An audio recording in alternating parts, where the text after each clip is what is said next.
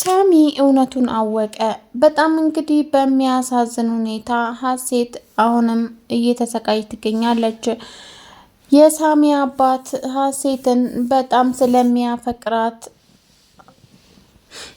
ስለሚያፈቅራት እንዴት ሆኖልሽ ነው ግን ሁለት ወንድማማቾችን ያጠመድሽው በማለትም ይጠይቃታል። እሷም እንግዲህ በፍጹም እኔ እንደዛ አይነት ሰው አይደለሁኝም። እኔ ስራዬን በአግባቡ የምሰራና በአግባቡ እኔ ክብሬን ጠብቄ የምኖር ሰው ነኝ ትለዋለች። እናም እንግዲህ ሀሴት አሁንም ከሳሚ አባት ጋር ምንም አይነት የፍቅር ግንኙነት አልፈልግም ያለች ቢሆንም ግን የሳሚ አባት በፍጹም ሊተዋት አልቻለም። የሳሚ እንግዲህ ባለቤት አሁንም ለሀሴት በጣም እየጠላቻትና እሷን የምታይበት አይን እንደጠላችም ትገኛለች። እናም እንግዲህ በጣም የተናደደው በነገራቶቿ ሁሉ የሚናደደው ሳሚ ሁሌም የሚያስቀድመው ሀሴትን ነው። እናም እንግዲህ ዛሬም ምን እንደተፈጠረ እሱ ያው በተኛበት ማለት ነው አንድ ላይ ተኝተው ሳለ ከባለቤቱ ጋር ቢጠራት አልሰማ ስትለው ተነስቶ ወደ ሀሴት ክፍል ይሄዳል።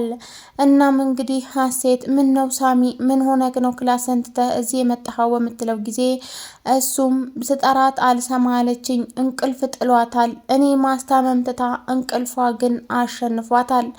በፍጹም እኔን ቼክ ልታረገኝ አልፈለገችም። እኔን ከማስታመም ይልቅ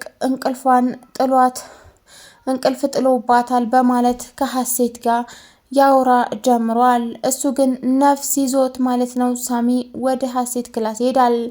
እናም እንግዲህ ሀሴትም እሺ በቃ እናተኛ ችግር የለውም ብላ አጠገቧ አስተኝታው ትንሽ ደቂቃዎች ሳይቆዩ ሳሚ ራሱን ስቶ ይዝለፈለፋል። እናም እንግዲህ ሀሴት የመጣባት ነገር አጣች። በጣምም ደነገጠች። በጣም ትደነግጣለች ሀሴት። እናም እንግዲህ የመጣባትን ነገር ጠፍቷት ማለት ነው ትጮኻለች። ድረሱልኝ ድረሱልኝ እያለች ትጮኻለች። እናም እንግዲህ የሳሚ ወንድምና የሳሚ ባለቤት አባቱንም ሁላቸውም ተሰብስበው ወደ ሀሴት ክላስ ይገባሉ። በሚገቡበትን ጊዜ እንግዲህ ያዩት ነገር ማመን አቃታቸው። ሳሚ እንዴት ክላሱን ትቶ ሀሴት ጋር ሊመጣ ቻለ የሚለውን የሁላቸውም እንግዲህ ጥያቄ ሆኖባቸዋል። ምክንያቱም ሳሚ ለመጀመሪያ ጊዜ አይደለም ሀሴት ጋር የሚተኛው።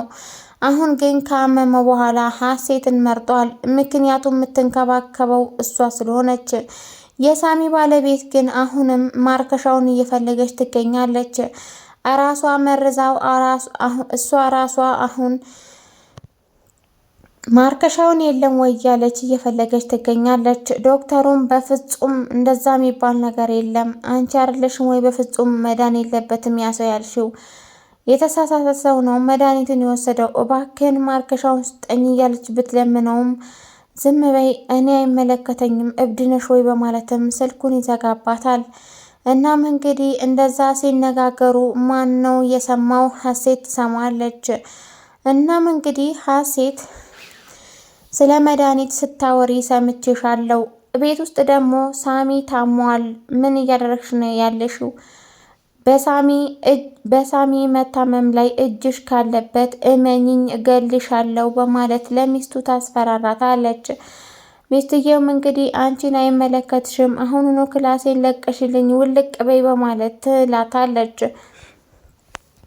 እናም እንግዲህ ሀሴትም ተናዳ ወደ ኪችን ትገባለች። ኪችንም እንደደረሰች ሽንኩርት አውጥታ እየከተፈች ሳለች ነበረ የሳሚ አባት መጥቶ እያወራት እያለ ማለት ነው።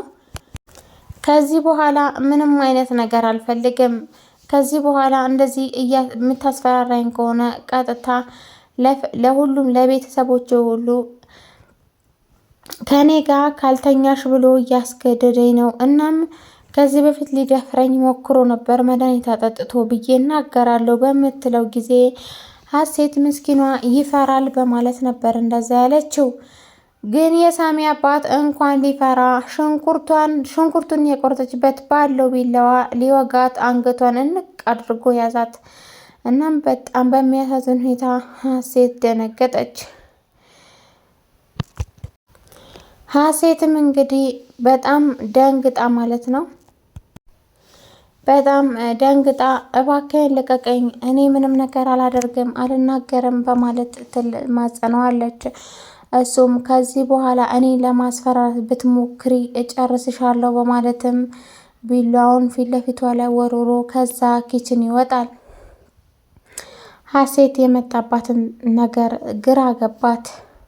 ከማጋ ነው የተያያዝኩት በማለትም ደነገጠች። የምትሄድበትን መንገድ ትክክል እንዳልሆነ ተረዳች። እናም እንግዲህ በመቀጠልም ለሳሚ ልትነግረው ወሰነች። ግን ደግሞ ሳሚ አሁን አሞታል። የሳሚ ወንድም ሳሚ በጣም ስለታመመ ወደ ሐኪም ቤት ይዤ ካልሄድኩኝ ብሎ አስገድዶ ይዞት ይሄዳል። እሱም እሺ ብሎ ይወስደዋል። እናም እንግዲህ በጣም እንግዲህ አዘነች። እናም እንግዲህ የሳሚ ወንድም ለሳሚ ሊነግረው በፍጹም አልፈለገም። ምክንያቱም የሰማው ነገር ማመን አቅቶታል። በጣም እንግዲህ በሚያሳዝን ሁኔታ ሳሚ ተመርዞ ነው እንጂ ታሞ እንዳልሆነ ዶክተሩ ይነግረዋል። ወይኔ ወንድሜ እሱ ለእሱ ማን እንደዚህ ሊያደርገው ይችላል ብሎ በፍጹም በማይጠረጥረውና በማይገምተው መልኩ ማለት ነው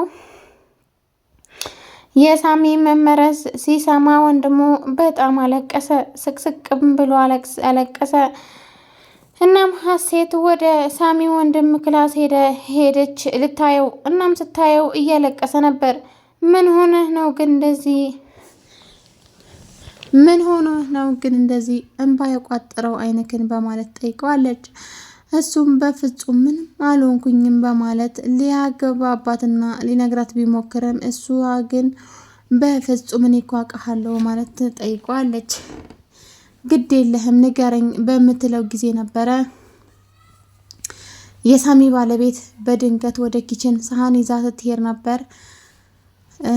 ሳሚ ታሞ ሳይሆን ተመርዞ ነው በማለትም ይነግራታል። ሀሴት የመጣባትን ነገር ግራ ገባት፣ ደነገጠች፣ አለቀሰች፣ ማመን አቃታት። እናም በጣም በሚያሳዝን ሁኔታ ሳሚ ተመርዞ ነው። እናም እኔ የቻልኩትን ነገር ሁሉ አደርጋለሁ። ወንድሜማ አይኔን ሲያይ በፍጹም አላጣውም። ግን ደግሞ ማን እንደመረዘው ማወቅ አለብኝ። የከፈልኩትን መስዋዕትነት ከፍዬ ወንድሜን አድነዋለሁ ይላል የሳሚ ወንድም። ግን ደግሞ እንደዛ ሲናገር መጀመሪያ ምንም አይነት ነገር መናገር ያልፈለገ ቢሆንም የሳሚ ወንድም ግን አሁን ለሀሴት ሲነግራት የሳሚ ሚስት ስለሰማች ማለት ነው አሁን ተርበትብታ ወደ ክላሷ ትሄዳለች። ግን ደግሞ እስካሁን ድረስ እሷ እንደሆነች ማንም የጠረጠረ የለም ሀሴት ብትሆን እንጂ። ሀሴት ግን እሷ እንደሆነች በደንብ አድርጋ ታውቃለች። ግን ደግሞ የሳሚ ሚስት ሳሚን ስለምትወደው ይህን ያደርጋል ብላ በፍጹም አስባ አታውቅም። ግን ደግሞ የሳሚ ሚስት ሀሴት ክላስ ሄዶ ስለተኛ ብቻ በጣም ተናዳለች። ሁለተኛ እንደዚህ እንዳታረገው ማለትም ማስጠንቀቂያ ሰጥተዋለች። እሱም እንግዲህ እሺ በቃ ችግር የለውም አልሰማ ስላልሽ ነው እንጂ እዛ መሄድ ፈልጌ አልነበረም በማለት መልሶላታል። ቀጣይ ምን እንደሚሆን አይታወቅም። እስከዛው ድረስ